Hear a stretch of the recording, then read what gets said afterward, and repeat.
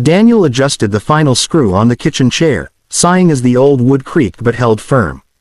It was late evening, the kind of quiet that felt too heavy for the two-story house he lived in with his 7-year-old son, Noah. Once, the house had been alive with warmth, laughter from his late wife, the chatter of visiting family, the promise of a future they would build together. But now, it was just him and Noah. Though Daniel cherished his boy, he couldn't ignore the echoing emptiness in every unused room and the pressure of bills stacking on the counter. Being a single father wasn't just about working hard, it was about stretching himself thin. By day, Daniel worked long hours as a mechanic at the local auto shop.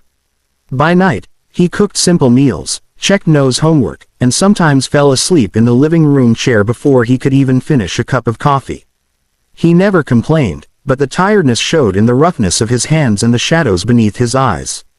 That house was supposed to be their family's forever home, but lately, Daniel wondered if keeping it was more burden than blessing. It was Noah, innocent and cheerful, who reminded him daily that the struggle was worth it. The boy's bright smile and endless curiosity kept Daniel going. But money was tight, too tight, and so, reluctantly, Daniel decided it was time to rent out one of the upstairs rooms. A stranger in the house wasn't something he looked forward to, but it was better than losing the roof over their heads. The following Saturday, Daniel placed a small handwritten sign in the corner store and another at the laundromat, "Room for rent. Quiet home. Call Daniel." Nothing fancy, nothing desperate, just honest. A few people called, but most lost interest when they heard there was a child in the house. Daniel couldn't blame them. Still, each rejection left him wondering if this plan would even work. A week later, on a rainy afternoon, the doorbell rang. Daniel opened the door to see a young woman standing there, clutching a folder under one arm and brushing damp strands of chestnut hair from her face. She wore simple jeans and a gray sweater, and though she was clearly soaked from the drizzle, she smiled politely. "Hi," she said, her voice steady but soft. "I saw your ad. I'm looking for a room."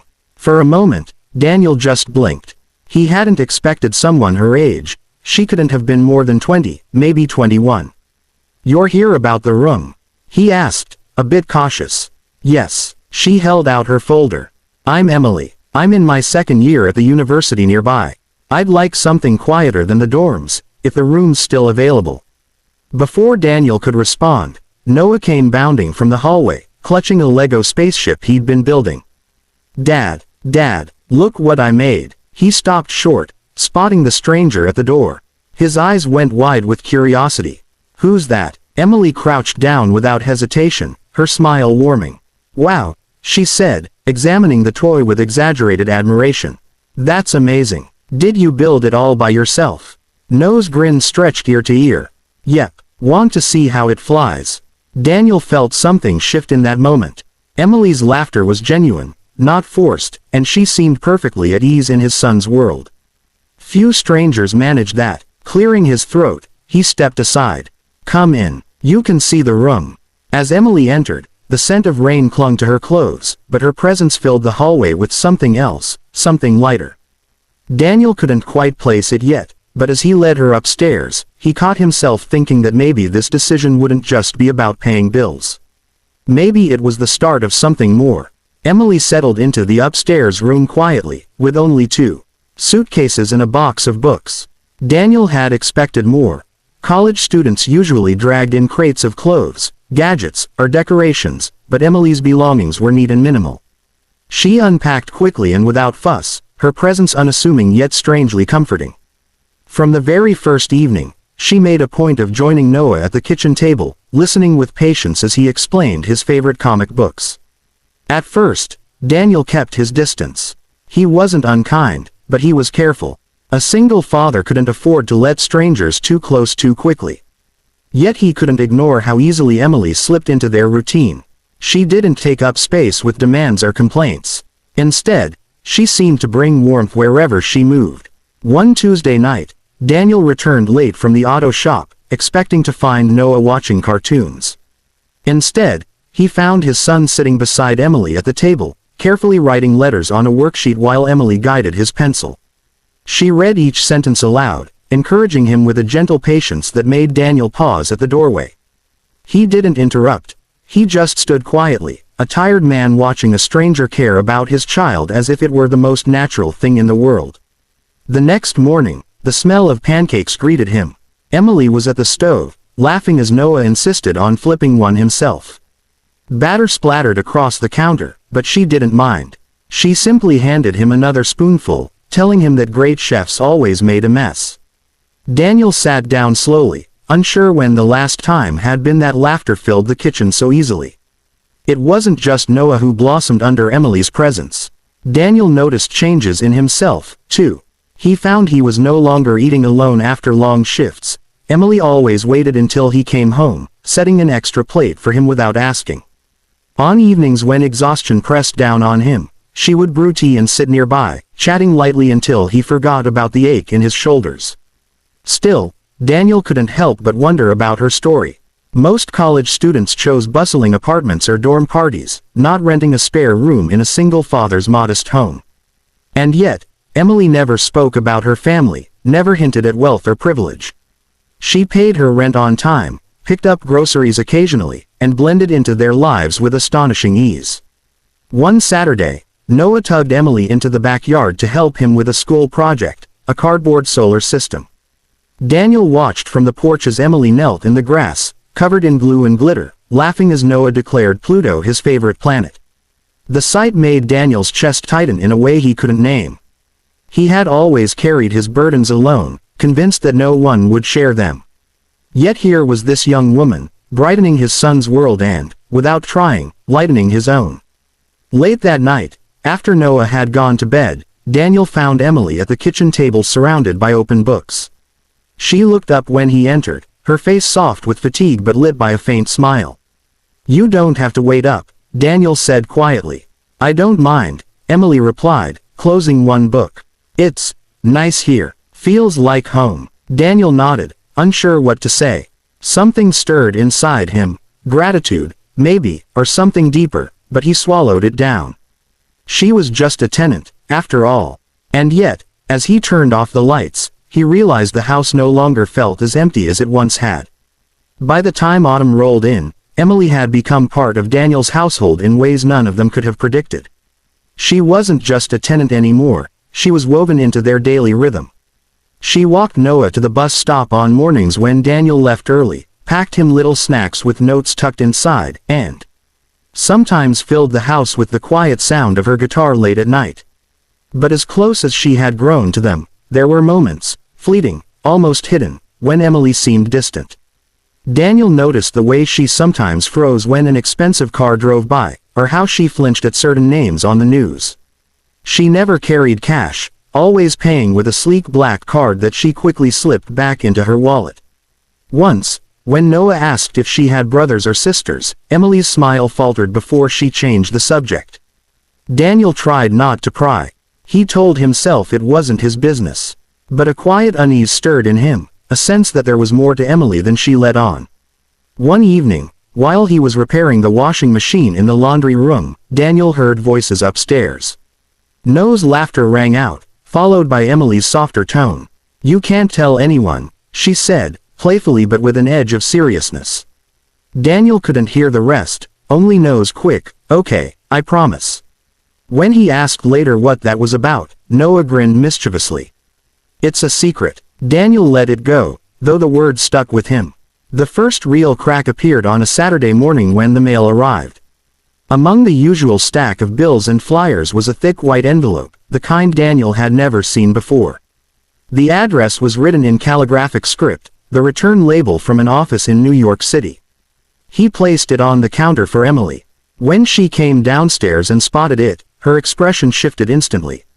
She snatched it up, her face pale, and mumbled something about school paperwork before disappearing into her room. Later that night, Daniel passed her door and heard her voice, tense, low, speaking rapidly on the phone. "I told you I needed space. Please, don't send anyone, I'm fine here." The silence that followed was heavier than any argument. The following week, strange things began to happen.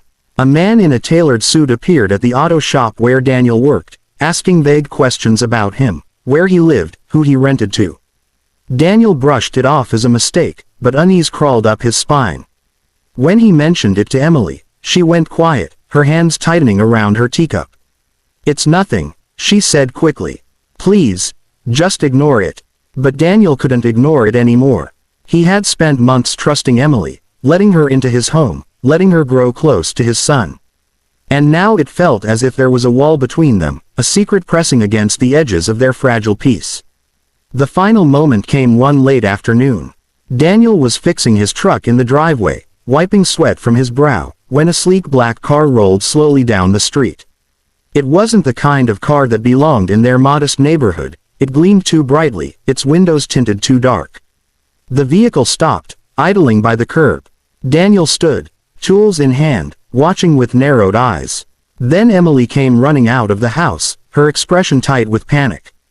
Her eyes darted between Daniel and the car as if caught in a storm she had tried to outrun. And that's when Daniel knew, whatever secret Emily had been hiding, it was about to step out of the shadows and into their lives. The black car idled at the curb, its glossy surface reflecting the fading afternoon sun. Daniel's grip on the wrench in his hand tightened as the back door opened and a man stepped out. Everything about him was sharp. His tailored charcoal suit, his polished shoes, the commanding way he surveyed the modest street as though it were beneath him. His eyes landed on Emily, and his jaw tightened. "Emily." His voice carried authority, the kind of voice that didn't ask questions but demanded answers. Emily froze halfway between the house and the driveway, her face pale. For a moment she looked like a child again, caught in something she couldn't escape. Daniel glanced at her, then at the stranger, feeling tension crawl up his spine. "Dad," she whispered. Daniel's head jerked. "Dad." The man's gaze shifted to Daniel, cold and appraising. "So, you're the one," he said with a sharp edge. "The man renting rooms to young women without knowing who they really are." "Excuse me," Daniel asked, his tone hardening. "She's my tenant, and you are her father." The man's words sliced through the air. "Martin Cole." He said it like a title, as though Daniel should recognize it instantly. Daniel didn't, though the expensive car, the suit, and the arrogance painted a clear enough picture. Emily's hands balled into fists at her sides. "Dad, stop." "He didn't know. He has nothing to do with this." Martin's eyes narrowed. "You're living in this place. With them." "Emily, do you have any idea what this looks like? The daughter of a man who has worked his whole life to build a legacy, hiding away in a mechanic's spare room." Daniel stiffened but kept his voice calm. "With all due respect, sir, your daughter is free to live where she wants. She pays her rent on time, she helps around the house, and she's been nothing but kind to my son. That's all that matters to me." Martin's expression darkened, but before he could reply, Noah ran out of the house, clutching his solar system project. "Emily, you forgot Pluto." His cheerful voice sliced through the tension like a knife. He skidded to a stop when he saw the stranger, then looked up at Daniel in confusion. Emily knelt quickly, taking the cardboard planet from Noah. Her smile trembled, but her voice was steady. "Thank you, buddy. You always remember the little things." The sight made something flicker across Martin's face. For a brief moment, the hardened businessman seemed human, watching his daughter gently hug a child who clearly adored her. His gaze shifted back to Daniel. Rough hands, oil-stained shirt, a man who had nothing to offer but honesty. "Emily," Martin said finally, his tone softer but still strained. "You can't run from who you are. You're my daughter. You have responsibilities, expectations. And I'm tired of them," Emily interrupted, her voice breaking. "I needed to breathe, to be somewhere real, and for the first time in years, I'm happy here. Doesn't that matter to you?" Silence settled over the driveway. A bird chirped in the distance, the only sound as father and daughter locked eyes. Daniel, standing beside his son, felt the weight of it all but said nothing. At last, Martin exhaled slowly. "I'll give you time," he muttered, as though the words pained him. "But this isn't over." He cast one final glance at Daniel, unreadable, then turned and stepped back into the car. The sleek vehicle pulled away, leaving a trail of unease in its wake. Emily stood trembling, staring after it. Daniel set his wrench aside and spoke quietly. "You don't have to explain anything right now. Just know, you're welcome here. Not because of who your father is. Because of who you are." Her eyes filled with tears, and for the first time since he'd met her, Emily let them fall. "Thank you," she whispered. And in that moment, standing under the fading sky with Emily beside him and Noah tugging at her hand, Daniel realized the house didn't feel so empty anymore. It felt like a family.